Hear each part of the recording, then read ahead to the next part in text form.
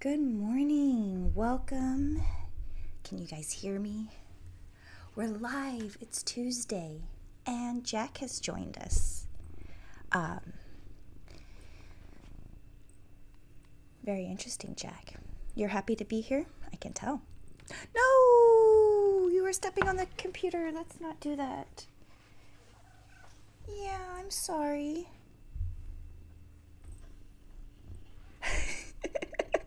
Okay, as long as you didn't turn me into Freakazoid, I think we'll be A-okay.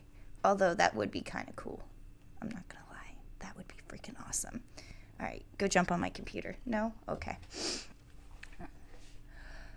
What? Welcome to my stream. I'm glad everybody could be here. And future people, welcome here too. So I have had the opportunity to... Okay, so I used to work at a costume shop. The costume shop is now closed down, but there are other costume shops in the area. And because of my connections through them, another costume shop was just clearing out excess inventory, and I was invited to pick through some things. And so I got some fun goodies, and I'm kind of excited to geek out on them with you guys. Oh, there's a piece of plastic falling that I had hung up. The pattern that was hanging behind me, I moved over there because it was really bright and distracting because it was just catching the light from the window.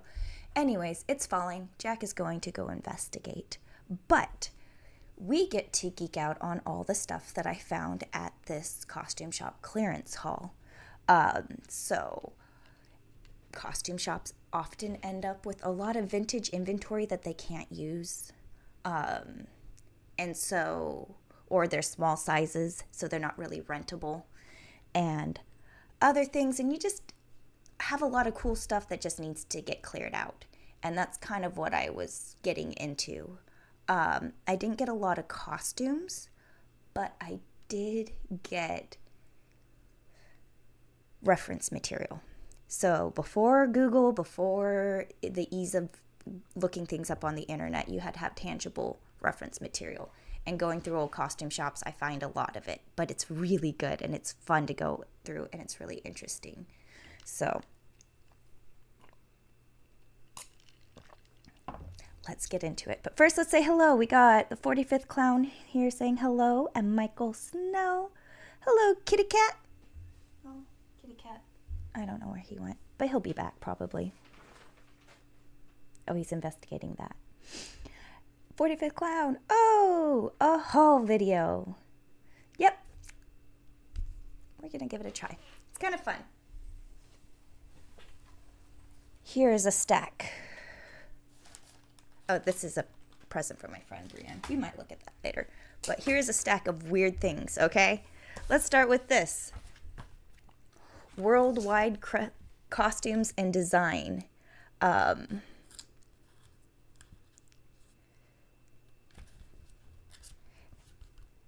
Eldridge Publishing Company. It's from Franklin, Ohio, also Denver, Colorado. But what this is a hectograph edition of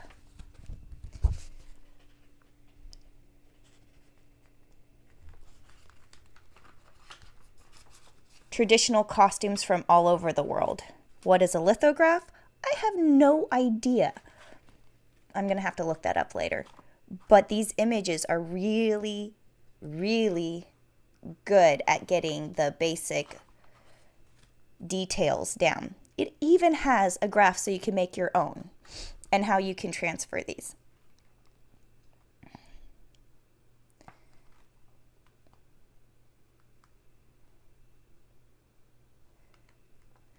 I just think it's really interesting, and I really liked these images. And then it has details about like the costuming. Greenland, Eskimo girl, Holland Dutch boy, Arctic. Lapland? Lap boy? Guess I got a lot to learn. But I just love this book. I thought it was interesting.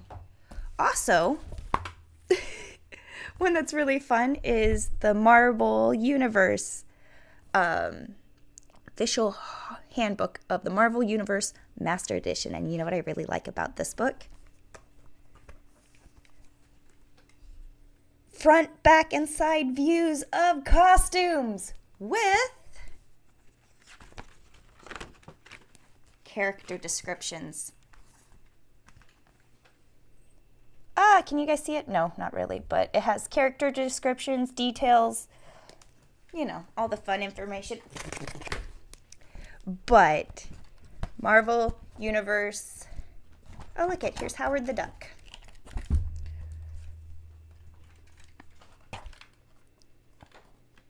Front, back, and side views.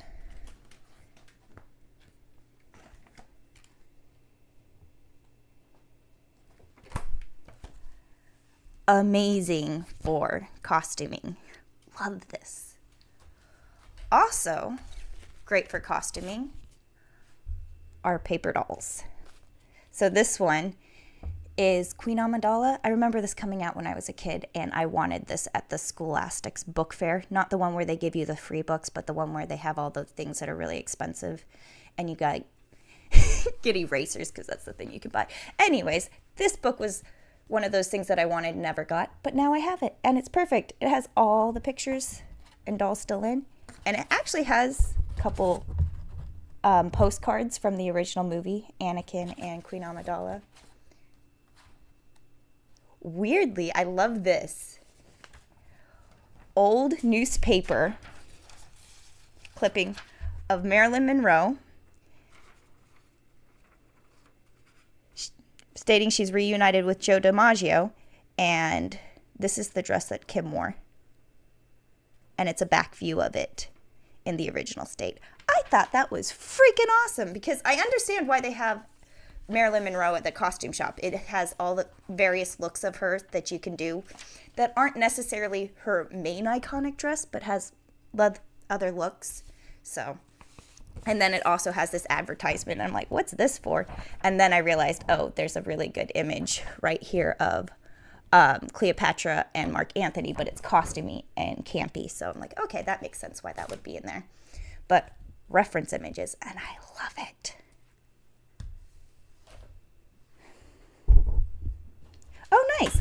Michael Snell says lithography is planographic printmaking process in which a design is drawn onto a flat stone or prepared material plate, usually zinc or aluminum, and affixed by means of a chemical reaction. That's awesome. 45th Clown, that's amazing. Is there a date? Yes, I believe there are dates on all of these. This lithograph is from 1948. Cool, right? This Queen Amidala, I think, is 1999. This,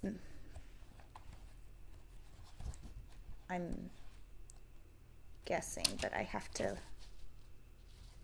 They usually have a publishing thing on it, but it doesn't have it on this one because the cover is a scene, so you can have her in her palace. Oh, here we go. 1999, yes. This thing does not have a date on it because it's each individual page and there's no like ISBN number or anything. But I hope that helps. Jealous of that Marvel book. Isn't it freaking amazing? Yeah, I love it. And then also look at this. This is just too much fun. This is the Star Wars. I mean, I'm not live. Hey, I'm live. Can I call you back? I'm live right now. Can I call you back? Nope. I gotta call you back. Bye. It wasn't gonna stop ringing because it's connected to my computer, so I had to answer that one. Anyways, look it. We're live. Welcome. Glad you can be at my stream. But anyways, this is a Star Wars storybook.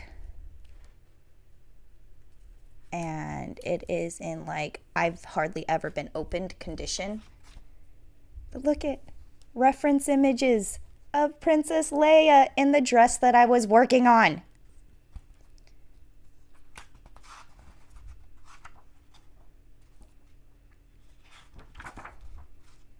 Oh. Wow, this really hasn't been open. None of these pages are creased.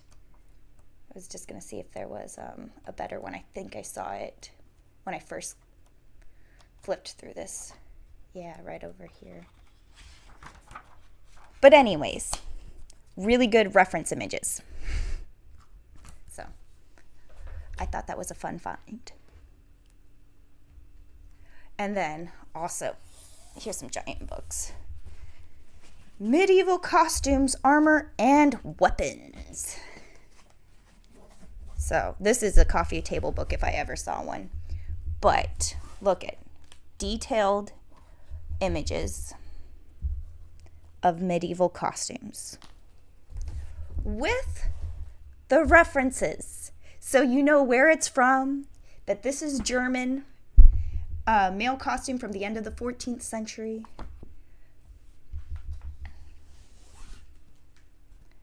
Look at these fashion plates. So it's the fun fashion in the front of it, and then we get into the medieval armor.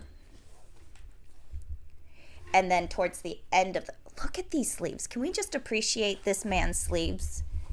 Like, look at these sleeves.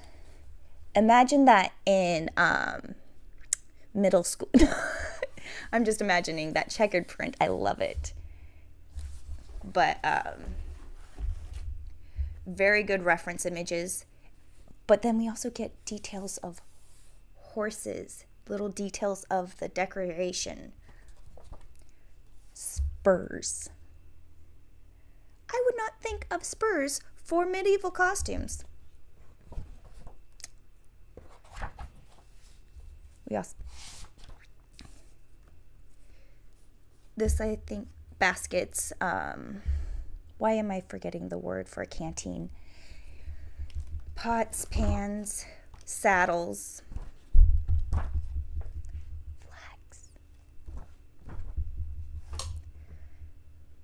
things that go bang and boom.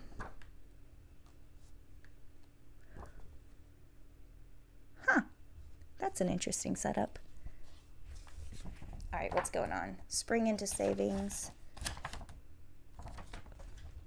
Oh, catapult. That's why this page is marked. I always like to go into, like, the papers that I find in these books often have really interesting information, like the Marilyn Monroe, or you get notes for the plays or the reasons that they need the costumes. I need this for this character, referencing these sleeves. So I'm like, ooh, what am I looking at? This one is plans for a catapult. I feel like that's a good page to mark in this book, so I'll leave that. But score. Medieval costumes, armors, and weapons. Okay, so I totally am geeking out on this. Love that you guys are here geeking out with me. Also, I have to announce that I have officially started the Discord server, so I am not going to put any paywalls up or barriers of entry at the moment. Please behave yourselves, act respectful. I absolutely love the community we built over on Odin Makes Discord server, so his is behind a paywall, which I understand. But I wanted to announce that I'm starting our new Discord server for this community for like-minded people who also geek out on this kind of stuff. So I believe there's a link in the description of this video because I put that there. I don't know if the link works, but I will post it at the end of the stream in the chat, okay? So I just wanted to announce that. All right. This one's another fun one. This is Hollywood musicals. So, of course, this is... Oh, my gosh. Look at the sparkles on this dress. It's black and white image, and this is all glitter. This is not an all black and the white book, but you know how most of them are black and white, and then they have the color section. But...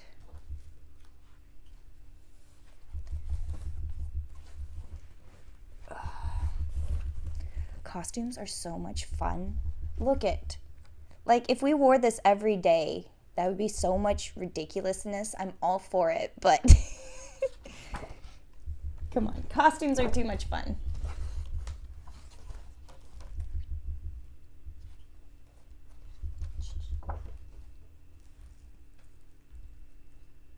Oh yeah, that's from that scene where it's pink. And then we have Audrey Hepburn. Oh wait, Hepburn. That's funny face. Oh yeah, and the playbills.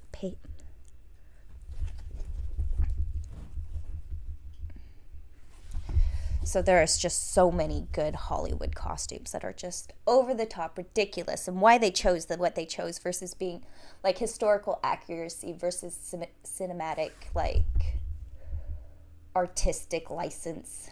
You know what I mean? What the camera sees, what real life sees, why we choose what we do. Oh, this is going to be seen in black and white. Let me look through black and white lenses to know what this is going to look like on a freaking camera, you know? Fun problems. So, really good reference images. Let's take a little detour from the books, and I'll show you some of the hats that I got. The first 3 don't fit really well, and they're just kind of fun. So we're going to play with them, but this is a vintage straw hat. It's adjustable.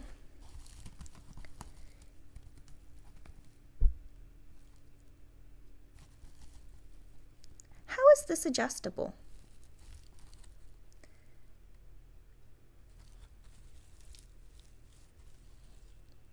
There's no drawstring. There's no change in size. It says adjustable as it's tied into a grosgrain ribbon that doesn't stretch. Huh. I don't believe it, but I wonder what makes it adjustable. But this is supposed to be the back.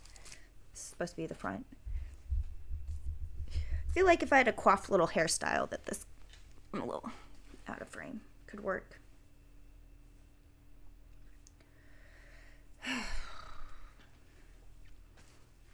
But it's a fun purple straw hat. I believe it's actual straw, old velvet ribbon. It's not the best for renting out because it's kind of on the smaller side, and I think it's because it's supposed to sit on top of your head versus like sit on your head. And it is definitely a look, and I love it. I'm here for it, so that's a fun one. There's also this hat. This hat reminds me of this one time I decided to crochet VHS tapes. Like, I had a broken VHS tape, and it has this black tape on it. You know what I'm talking about, that magnetic strip. And I crocheted it into, I want to say a skirt. Or did I just do it as a scarf? Or did I do both?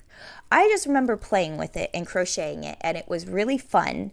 And it was really shiny, and it looked kind of magical. And it was like, I was like, this is really good for Halloween, but I felt bad breaking a VHS tape. But that VHS tape wouldn't play and was already broken, so I had like a ton of it. But that's what this stuff reminds me of. But this is not it, because it's a completely different feeling plastic, because I know what that stuff is, but it has plastic strips with I don't think it's ribbon. I think it's actually like some kind of, well, it is some kind of a ribbon, but it's a net covered ribbon. So it's like encompassed in a net and then woven together. And there's 3 really sparkly rhinestone buttons, which I'm in love with. Like, these buttons alone, they get so lost on this hat. I think they need like to be like the star of the show, but I love it. But this hat, it's a little fun, isn't it? I don't know. And then I swear this one's a child's hat, but I love it because I had a dress that actually matched this fabric. I no longer have it, but I had this fabric or style fabric, and it was like a sweetheart neckline, but it was a boat sweetheart neckline. It was the cutest thing. I loved it. And then this is, I swear it's a child's hat. It's so tiny. And the way it's supposed to smoosh, I still like it, but it was in the box. And last but not least, I feel like this one is really clowny, but it's really comfortable. Like, I want the other hats to fit sort of like this. It's also a straw hat. Straw hats can be very resilient, flexible,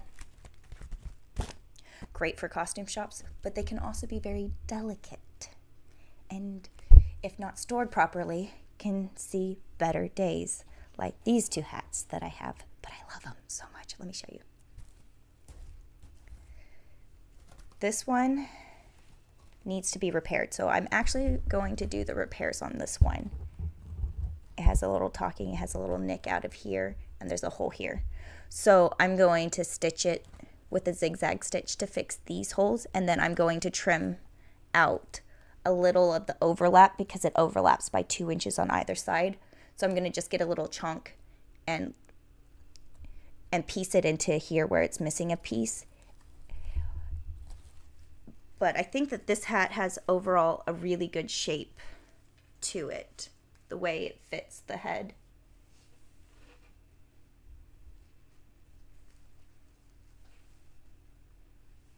There's lots of ways you can wear this hat. It's a really good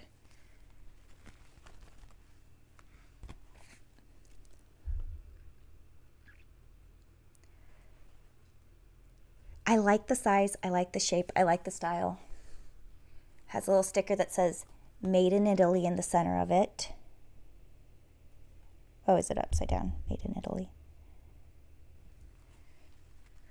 But this can no longer be rented. It is too delicate, too broken, too far gone. I may end up adding a lining to it just to reinforce the interior so that this doesn't happen again.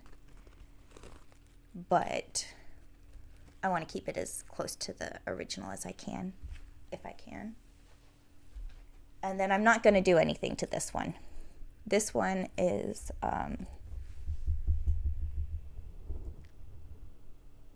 just focus on that. The Stetson Select.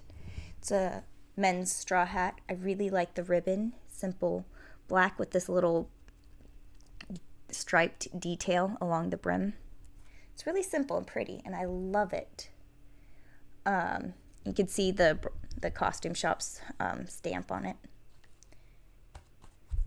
This used to have a lining, and I believe they just saved the top part. Yeah, I'm not going to do anything to this, but I think that this one would look really nice hung up on a wall as a decoration. Maybe go with my top hat lamp. But those are the hat haul that I got. But like I said, I mostly grabbed books because they were really good reference books. And now that I unburied them from under the hats, these were two of my favorites that I got. The Cut of Men's Cloth is the name of this book. There you go.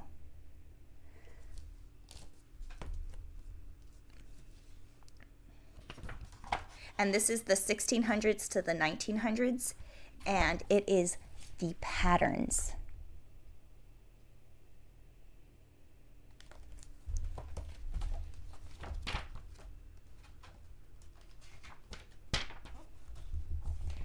And reference images for men's fashions. So, and it's a broad time range. So you're getting into the nitty-gritty. You can see how the patterns have shifted and changed from one era to the next by physically looking, at the patterns. This is your shoulder seam. Here's your armhole. This is the tails. You got your darts back here. I love it. So, oh my gosh. Like, yeah, in my head, I probably could figure out all these patterns, but if I look at, okay, that's the silhouette. Oh, those are the pattern pieces I'm going to need. And here's how to lay them out on the fabric.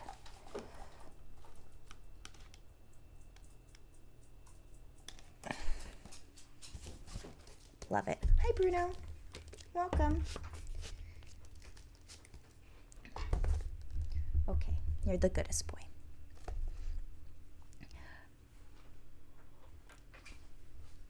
Michael Snell, are you working on a Halloween costume? The funny thing is I tell people to start their Halloween costumes in August. It's the best time to start your Halloween costume. But I don't know what I want to be this year for Halloween. I have a lot of costumes.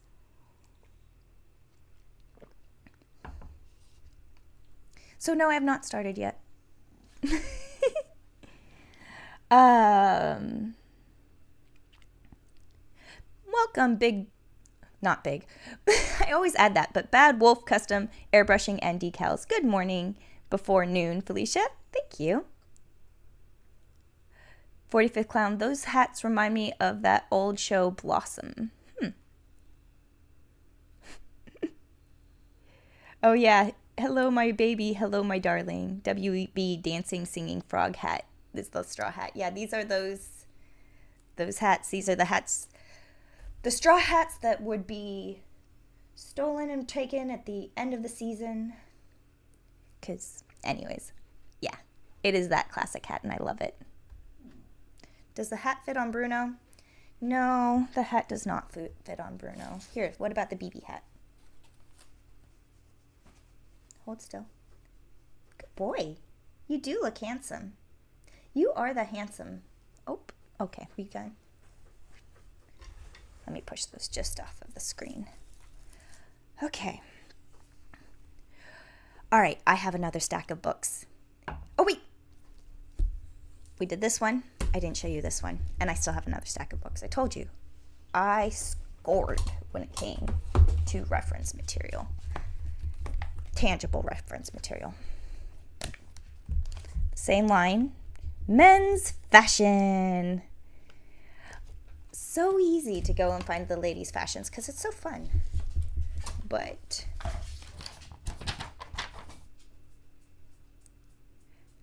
Dad is champ. Father's Day. You want a vintage dad look? Look at this. I wonder what this was in reference for. It was probably a play, to tell you the truth. This one is the one that has marks. You could tell that they were picking out certain looks. But the cards are what make me laugh. This one says, "Don't worry and never hurry. It's better to be late at the Golden Gate than to be on time in hell." By My Story. M-Y Story. Mystery.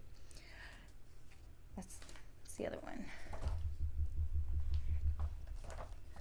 Ooh, this one's marking shoes. That's why this page is marked, because look at those references.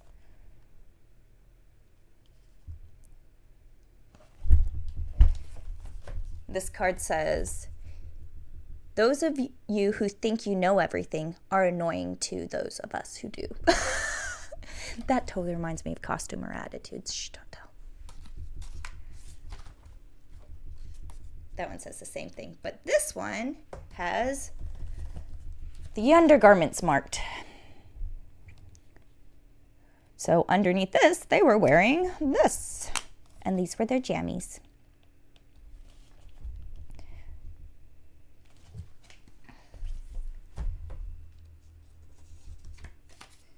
So this book goes from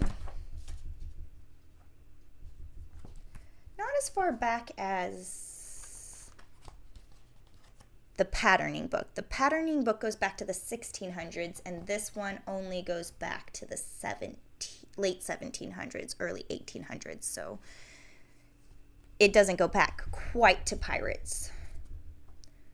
But it does have very, very, very good information on the clothing that people wore. And I just found my new favorite outfit. This guy in the lemon shorts with matching shirt. I think I need that outfit right here in my life. In fact, let me go even closer so you guys can 100% see. Look at that. Focus.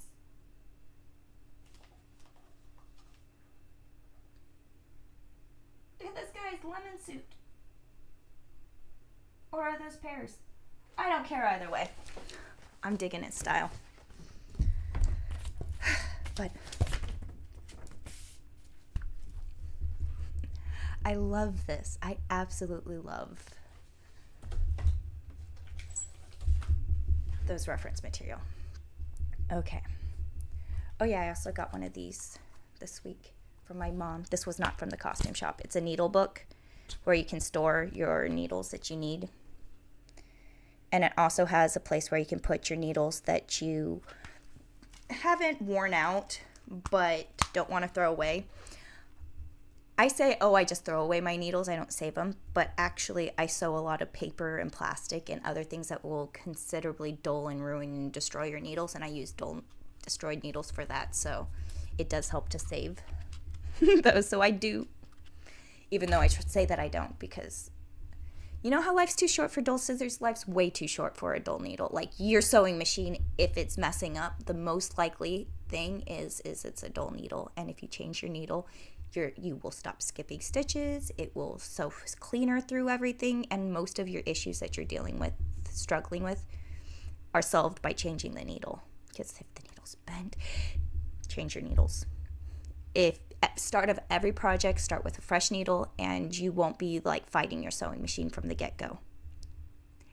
Life pro tip right there. Yep, Bruno.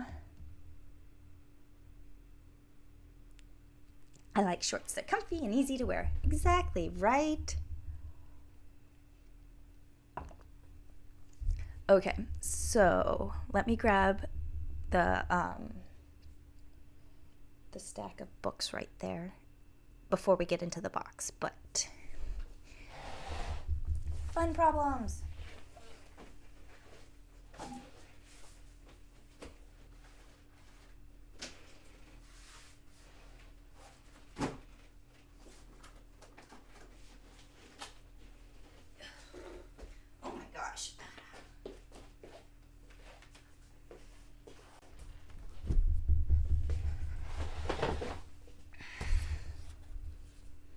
Montgomery Ward's & Co.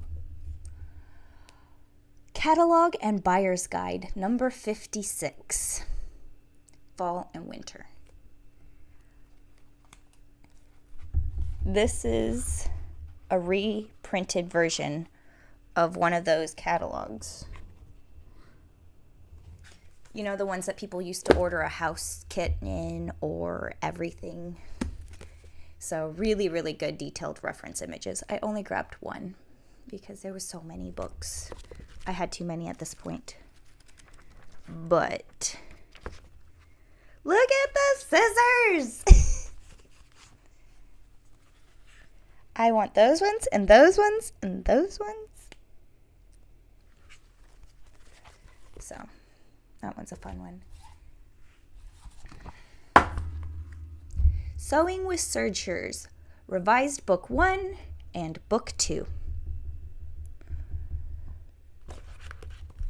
Really good information in this. It's more than, so you have a lot of information in your user's manual that comes with your sergers and stuff, but this is tips, tricks, and how to actually have fun and get more into the creative, artistic uses that a serger kind of opens up, which I find really fun. And also, like, looking at this lady's suit, see that lovely yellow trim? That's a serged edge. To me, I'm like, ew, that's raw edge that's exposed. You're wearing it inside out and backwards, upside down, whatever. Wrong. No, it is supposed to be used as a decorative element. And I love that this book, Unashamed, shows off the serged edges as opposed to trying to hide them and put them into the inside of the garments where they're not seen, where it's still kind of cool, the amount of thread and looping that goes on. So how to use your serger and then how to have more fun with it. So I thought those were really good books, because it's more than just like a user manual. It's more like techniques, I suppose. Professional lighting handbook. Believe it or not, I started out in the lighting department on set, and on a project. Do not be cheap on your lighting. The lighting guy makes everything look amazing. So this is just a really, really good reference book of all the stuff you're supposed to know, like temperatures and what's this chart? Oh, it's telling you about what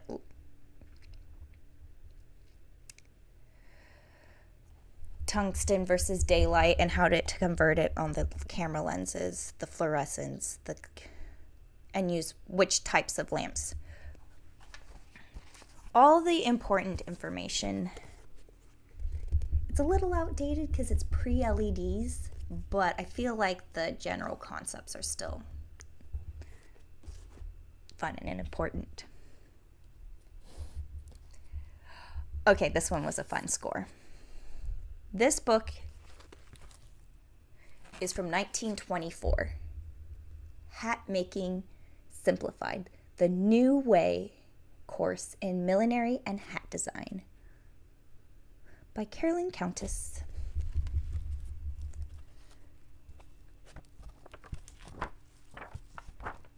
So in this book, it has like the old way and the new way, which I think is fascinating. There's also,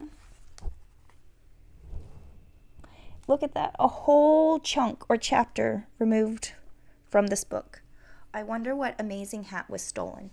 You know, it probably had magical properties. I always assume that when they take a whole chunk out of the book, like it's a mystery, like, oh no, that was my mother's secret recipe. I don't know. You know what I mean? But this has so many good vintage techniques.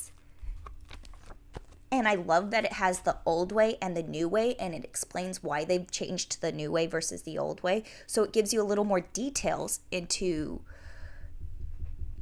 classic hat making, and classic hat making. Anyways, as we're getting away from actually wearing hats, because 1924, we're starting to really like leave real hats behind, going for more cloches, changing our styles before we ultimately abandon them about 20 years later. So I just really love this stupid book.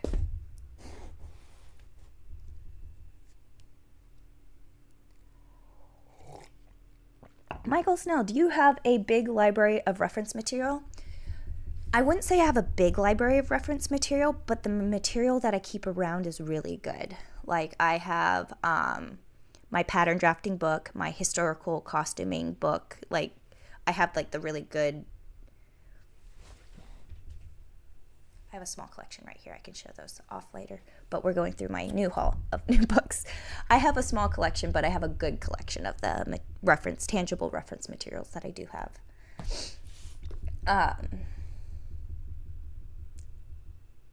So I love Vogue sewing books, and I always try and find, like I have the 1970s version. Nope, I gave that back to my mom because she needed the information in it, and I was like, oh, here, you gave me this book anyways, and besides, if I really wanted it, she would give it back to me. But I like vintage sewing books because they have fun designs and the information's the same. You know what I mean? Like the way you hem things since a certain point.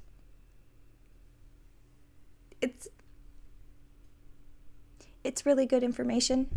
The modern ones have the same information as the vintage ones, but the vintage ones have funner pictures, in my opinion. This is a sewing book from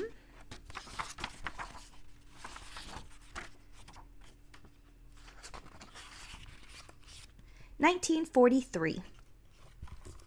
And the designs in this are adorable and amazing, and I want to make like I want to make all the little craft projects that this book has in it. Like I do. So this, I'm going to be definitely pouring through and picking out a few of the projects. For being a simple crafting book that gives you basic techniques and how to do things, it has a lot of fun projects in it.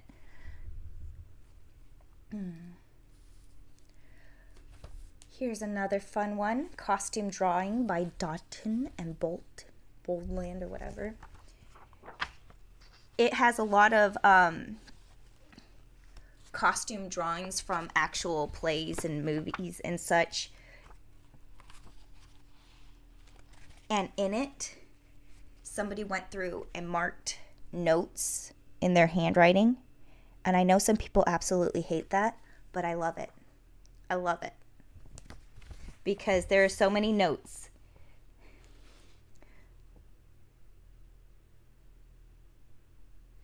Yeah. Wig bag, macaroni wig, pigeon wings. Oh, I love it.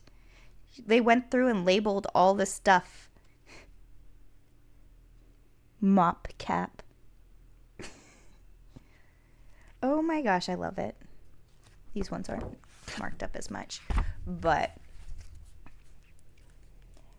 costume drawing. And then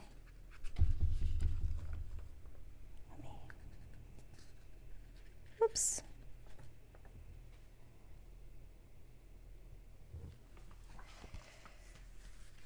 So that one's a fun one. I do have like fashion illustration books, but fashion illustrations and costume illustrations are two separate things. So fashion illustrations, you tend to deal with a 9-head model, where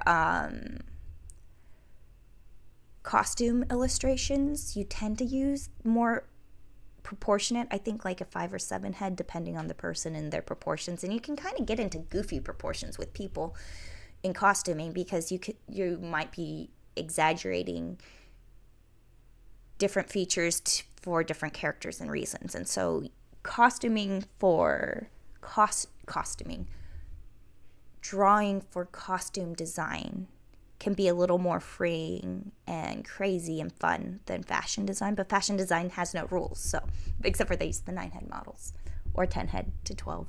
You know, you can really elongate things because it's drawing. But the typical reason why they do that is because you're emphasizing more the clothes than the shape, figure, or human wearing the clothes when you're drawing a fashion illustration, where I feel like you're drawing more the character and the humanity and weirdness of the characters and creatures that you're costuming when you're designing them. So I find it interesting to look at costume drawing books versus fashion illustration books. Costume illustration versus fashion illustration books.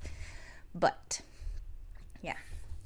Oh, and then this were some really, I want to frame these. These are some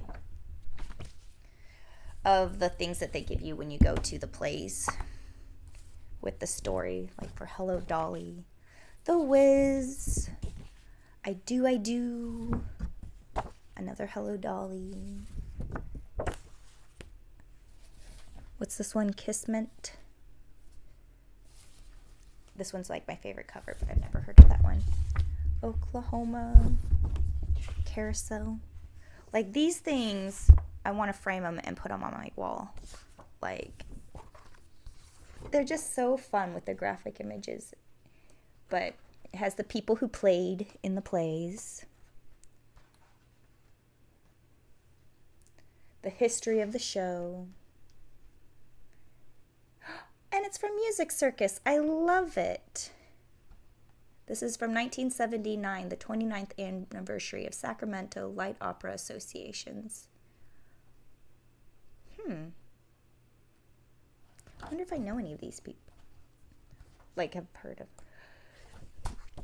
Anyways, Music Circus is a local theater company here in Sacramento who has a big open air Broadway style. Anyways, they put on amazing shows, and one of my grandmother's dear friends, lady who made my prom dress, was the head seamstress for Music Circus. So I absolutely love Music Circus.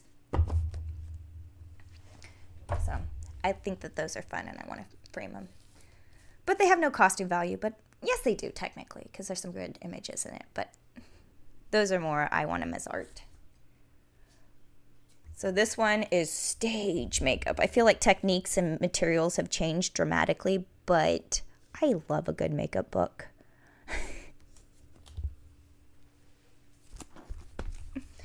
Michael Snell, 10 head models. That makes for a big neck hole. Love it.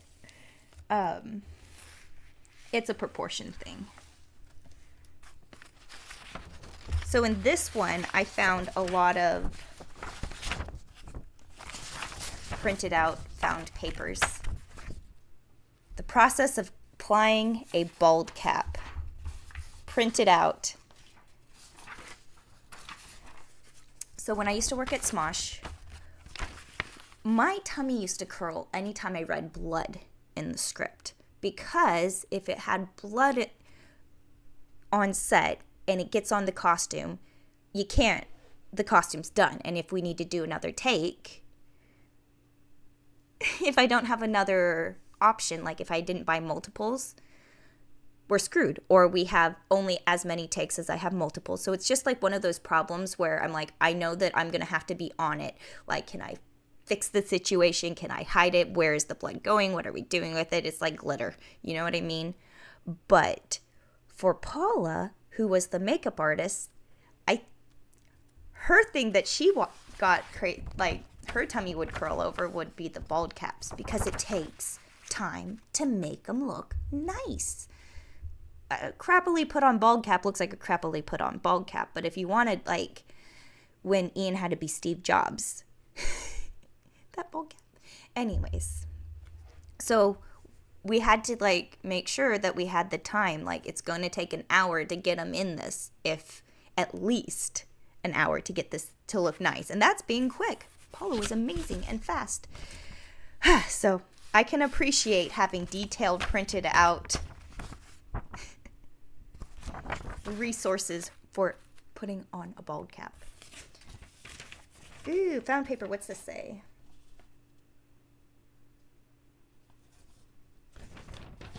This is such pretty handwriting that I cannot read.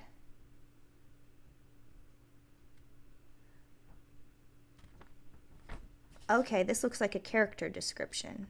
Eyes, nose, mouth, age, hereditary,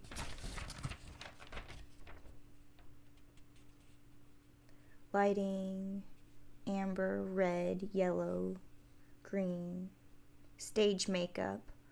Okay. So what do they need to know for the lighting? What do they need to know about their age? Okay, that makes sense why the makeup person has all these little notes. I like the notes, but their handwriting's too frilly for me to actually easily read. Ooh, more paper. Bill Martin. His neck is 15.5 with a 33-inch sleeve. This person, I don't know who they are. I shouldn't be giving away his old measurements from an old book that nobody knows. Oh, I do have somebody's phone number here.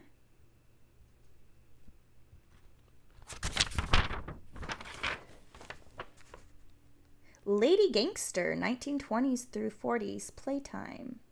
Dixieland striped jacket, straw hat, $10. Oh, $35 deposit. This looks like... This breaks down the cost of all of the pieces in the costume shop. So if you wanted a boa, that's $15 for the turkey feather one, $10 for the ostrich feathers. Jackets, coats, and tuxedo jackets, suit coats, and lab coats are all... Oh, wait. Overcoats, round tail coats, and tuxedo jackets are $15 to rent, and suit coats, lab coats are $7.50. Vests are $4.50. Okay, so they have it broken down by price, which makes a lot of sense. Costume shop I worked at, they just kind of put everything together, but there were those broken down prices. Although they were never quite written down that nicely. Oh, Playbill Cosmetics. More found paper. Color description: Mexican, Oriental, sunburn, American Indian, light brown, dark brown, black, rose, red, crimson, blue. I feel like these are outdated colors. This feels very old. Not very old, but no date on it. But that's because it's an advertisement. They're not going to date those.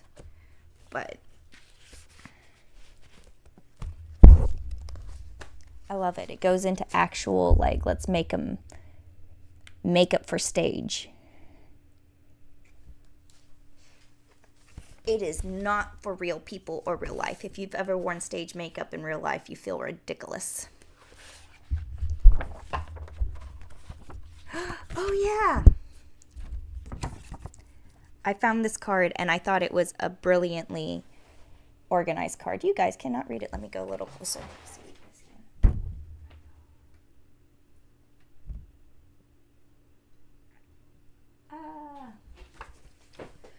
So organizing your costumes is really important, and so I often put cards with my costumes that have the name of the costume and all the pieces. This one's really well organized because it has an inventory number, so you can like actually inventory your stuff and put things in a numerical order. The costume description, the size, and the total cost are all on the top. So you can write the source of the costume, replacement value, material cost, fabrics used to make it, how many yards at how much per yard, and then the total, the trims, how many yards at how much per yard, the notions used, the accessories, and then the labor, the number of hours, and then the rate that you get paid per hour, plus the cleaning cost. So all of that information right on one card with the costume. Oh my gosh, is this what you really should be doing as a costumer for like any professional costuming setting? I love it. And it's so retro vintage from like, I believe this was typed on a typewriter at one point. I love found paper. And yeah, all the different hues and colors. I love a good reference book. They have so many good information to really geek out on. I'm running out of space.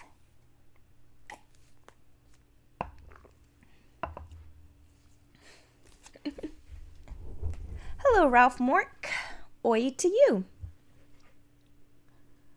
Michael Snell says, I have worn stage makeup. It's ridiculous. You feel like a clown. Oh, yeah. Because you're like emphasizing, like, talk about contouring, I'm just going to say. And it's caked on, and it's a lot. But it takes a lot of makeup because the lights just make it all go away. Remember how I said paper dolls are often a really good reference for costumers? These are haute couture gowns from the late 1890s to the 1919. And so really good images of the costumes, details, silhouettes, different events, and options with accessories. Fashion plates. So there were a lot more paper dolls, but I don't need too much stuff. So I was trying to get really good stuff. Oh, there is a string. Okay, so this book has changed covers a few times, and this is one of those books that I used to own, and I regret getting rid of because I didn't really need it at the time, and I was trying to clear out my excess, like the amount of books and things that I had, and I thought I didn't need it because it wasn't as good as my actual pattern drafting book. But Patterns for Theatrical Costumes is a great book. I had a different version of it, but it is this book. What is this book? This book is, here's the costume, here's the pattern shapes you should be going for. Let's measure it. Let's make these costumes. How do I get that weird sleeve? This is what your sleeve pattern should be looking like. And they're all to scale, so you can blow them up.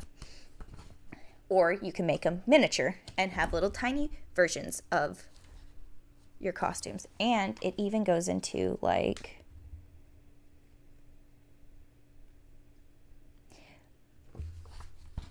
a lion costume. I did a very similar costume like this when I had to do Every Cat Ever for Smosh.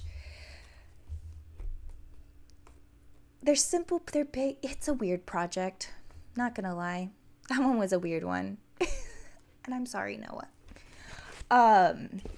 But that is a really good reference. So you can have the patterns and scale them up. And it's for a broad range of costumes and styles.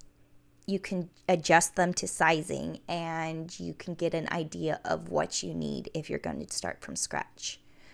Again, I got rid of it because I thought I knew, not that I thought I knew everything, but you know what I mean? Like, I have other pattern drafting books, but I feel like this is a really quick, I'm making a costume and I'm breaking it down.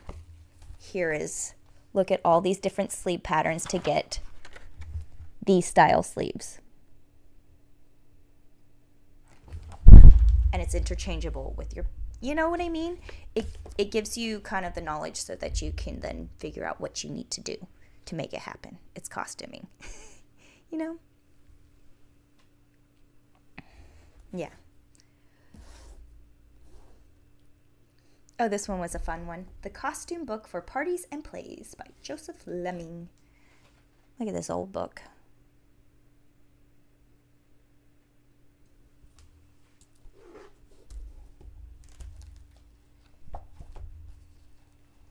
I love how it has all these culturally significant costumes, like the lithograph or whatever book that I had.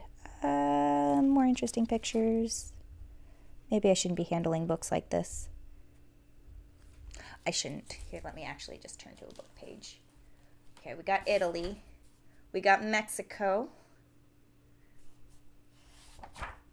Scotland. Ancient Rome. American Revolutionaries.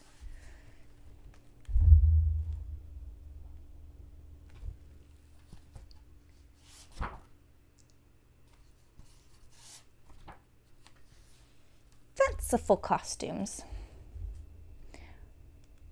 I feel like these people are going to a fancy dress party in England, and I feel like fancy dress parties, I really want to go to one because it sounds so silly and ridiculous, and we don't do that here. We have costume parties. What is this book? This book, Costumes and Styles. 685 examples of historic costumes in color. And they're Egyptian wall paintings. I love it. It just starts out with colorful reference images. I feel like there's found paper right here. What's this thing? It's marking this page. Oh, this is probably like a Pride and Prejudice or something. Play. Whoops. Let's see. All characters are in late 18th century clothing.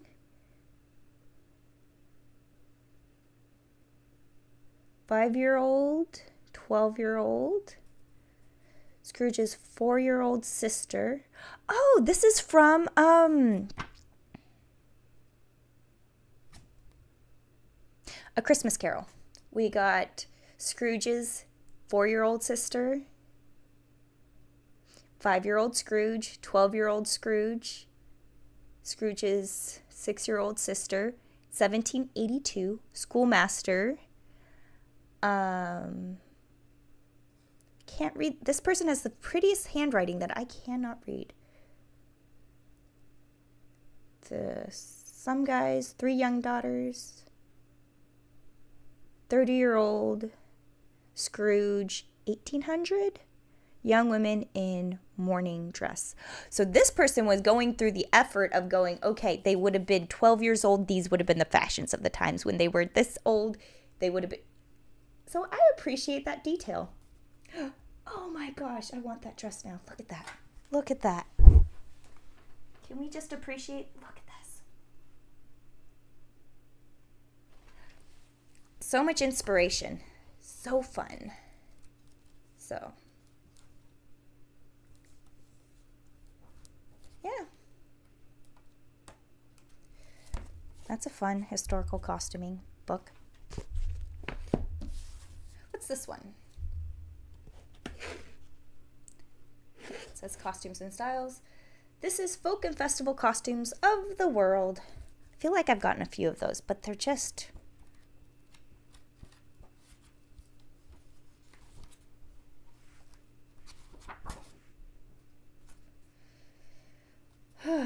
just fun problems. So, more reference images, more pictures. That guy's not jumping rope because that rope's too short for him to jump.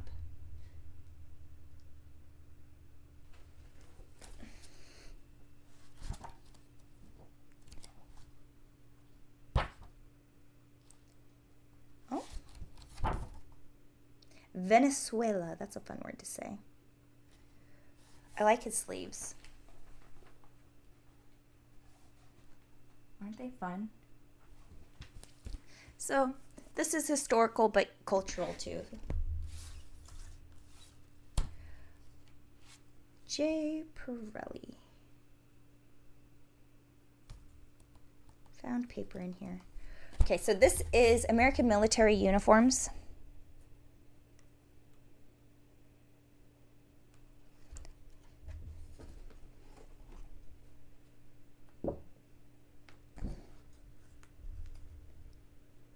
(1600s to the 1900s). Officer of the Military Company of Massachusetts in 1639. Interesting. Very first one. He looks like a musketeer, doesn't he? Look at those boots. Look at those boots. I want his boots.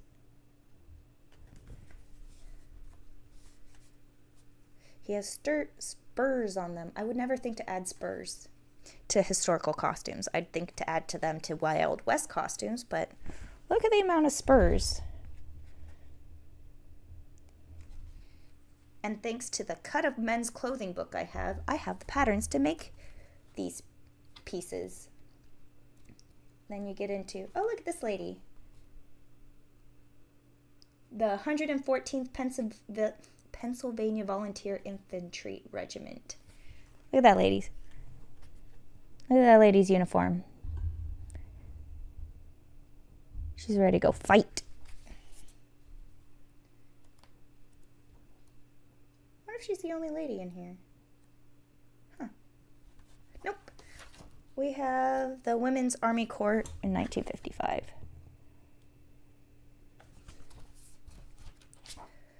But I appreciate that they have detailed images because pirates and doing the, like, we had a lot of the American military uniforms. We used them a lot at the costume shop, like historical wax museums and other projects kids had to do and such. Oh yeah, this one I almost didn't grab because it's water damaged. This is Paper Dolls for Grown-Ups. 30 from the 30s. Costumes of the Great Stars. So, this one has seen better days, but it has really good paper dolls. Look at these guys.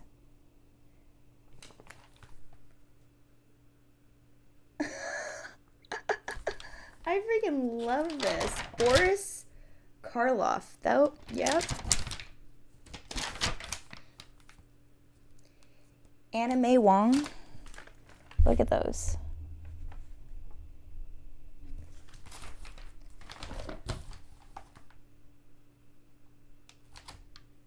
Oh, this is Ginger Rogers.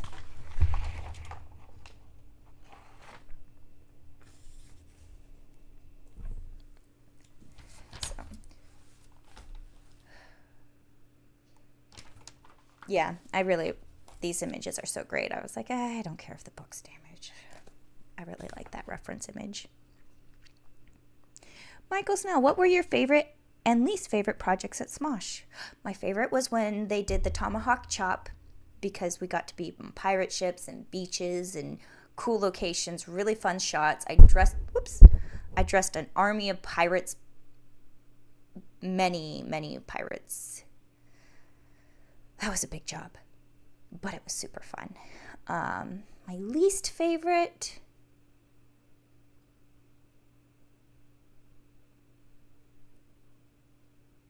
I don't know. I really don't know. I know there's been crazy days, but I don't think there's any that I was like, ooh, never again, or didn't like that. Yeah, there was things that I could have done better. They could have done better, and then there's definitely room for wiggle room. I did not enjoy shooting Every Bird Ever because that was just so hot. It was such a hot day, and the costumes were so hot, and everything was just really hot, but they were hilarious. And like my favorite bird was the ostrich because there wasn't even a head. It was just a baseball bat. But I'd say that would probably be the one that I think of when I go, oh, what was the worst? I'd probably Every Bird Ever. Not because it was a bad episode, but just because it was so hot when we were filming it. Yeah, and I definitely say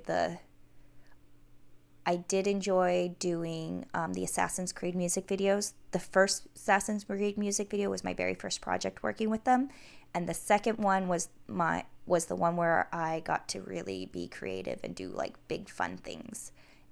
And I'm also in that video multiple times. If you can, like, I spy with my little eye. Oh, there I am. So I think that would be my favorite. And yeah, good question. Okay. And then the last book, if you guys are not tired of all the books. What People Wore. A Visual History of Dress from Ancient Times to 20th Century America. Yeah, I was going to say America, but that makes complete sense because a lot of times when they're talking about historical costumes, they're not talking about global historical costumes. They're talking about Western, and then American fashion is different than European fashion is different than, yeah. So makes sense that they have to specify. And this is just a bunch of the reference images from fashion plates. What people wore. These are what came out of catalogs, so.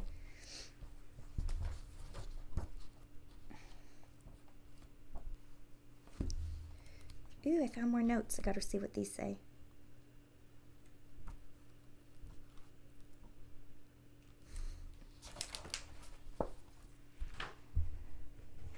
I love these hats.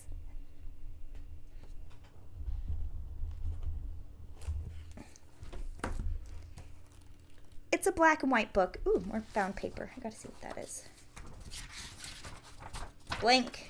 It's marking.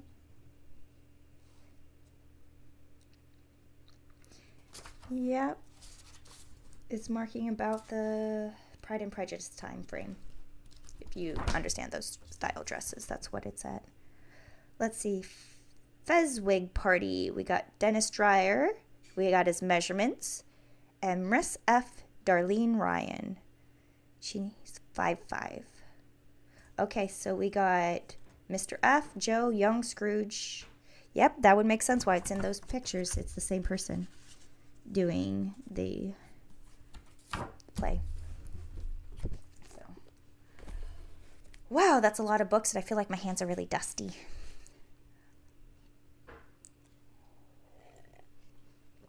And before I go, I have a mystery box.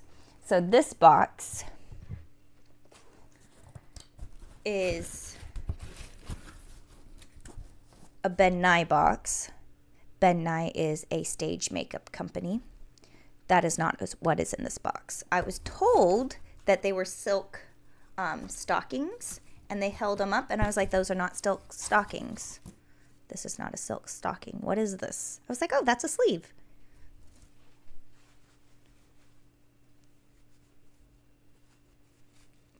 Very tight at the wrist with a little bit of a slit, and there's a snap at the end. But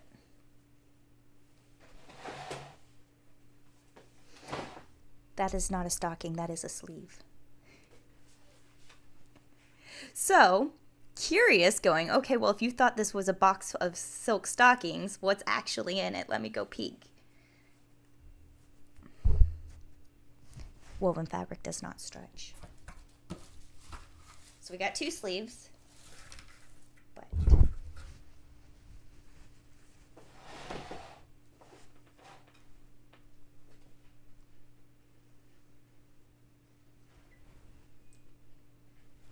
a vintage silk dress. Looks like it has a nude lining in it.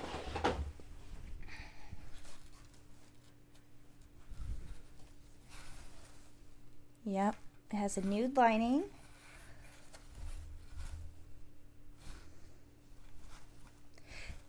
This looks like it was a handmade dress, like a homemade dress, because the edges aren't professionally finished.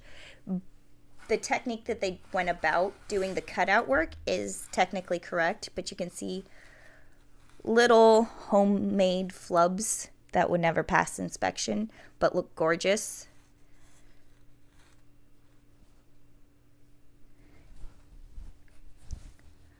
Honestly, I kind of want to see if I can steam it and restore it.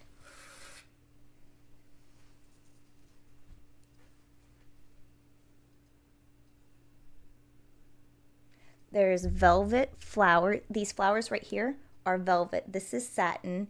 And then this is technically called faggoting. These little sticks, you can see through them.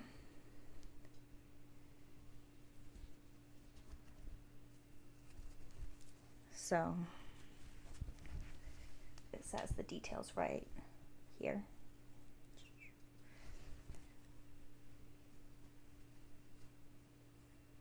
I want to steam this up and then go through and see what it needs to get fixed up. Oh my gosh, it's under the whole stack of these books. Let me see.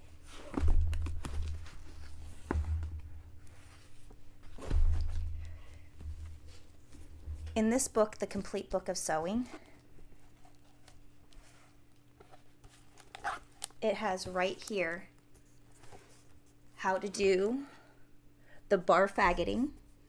This is traditional faggoting. This is bar faggoting. And it has how to do it right here in this book. So I can go through and I can replace little places where it needs to be repaired.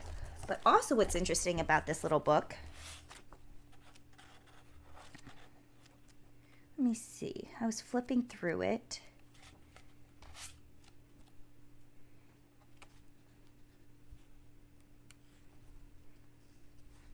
And it had a whole section on redoing your clothes.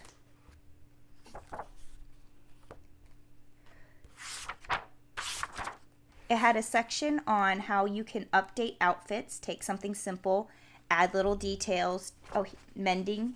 Here it is. No, those are tailoring finishes.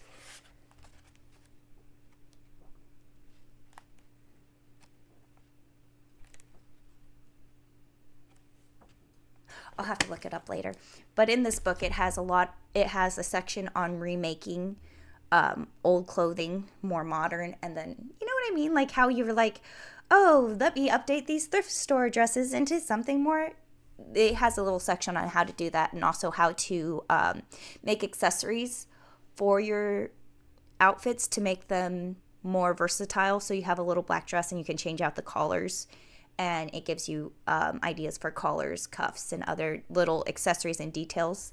And so I think that might be fun to see if I can use some of those techniques to bring that dress back to something I could possibly wear, because I think it's really fun.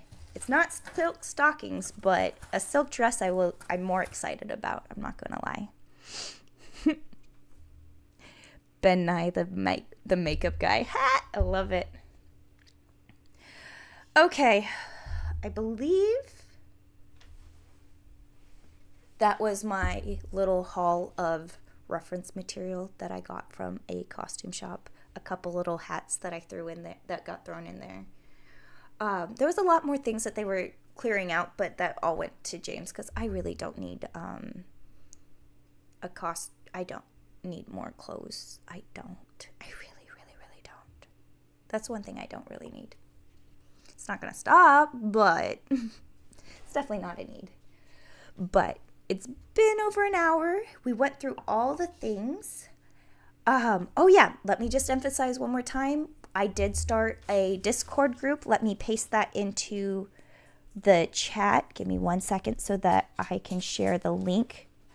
Hi Bruno, you back? You heard I'm almost done? Let me move this box so you can say hi. Hi Bruno. Let me get the Discord. Let me share it. Let me go to channel. Sorry, this is not the most exciting thing to watch right now. But Control V. See, let me know if that works so you can join the Discord server. I'd like to have a little community where we can talk projects. I want to see projects you guys worked on that you've finished. Any questions you might specifically have and please feel free if you know the answer to crafting questions to jump in and answer. Yeah, so I hope you guys can join me over there. I'm not putting any barriers of entry. Please be respectful and kind in the community, as always. Big Bad Wolf custom airbrushing and decals. Waiting on the next awesome hour with Miss Felicia. Welcome, Mariah Woods. Good morning to you. I'm glad you guys could be here. So, if you guys want, please join the server. I left the link in the description of this video. I just posted it into the chat. I don't know if future viewers will have access to the chat. That's why it's in the description.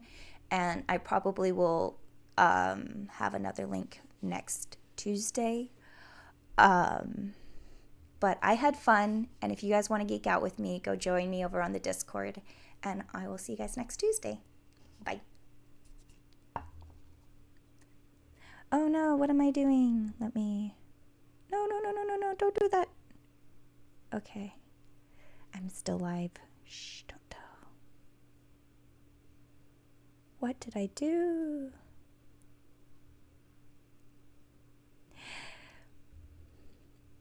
Well, until next time, guys, thank you guys so much for joining me, and I'll see you next Tuesday.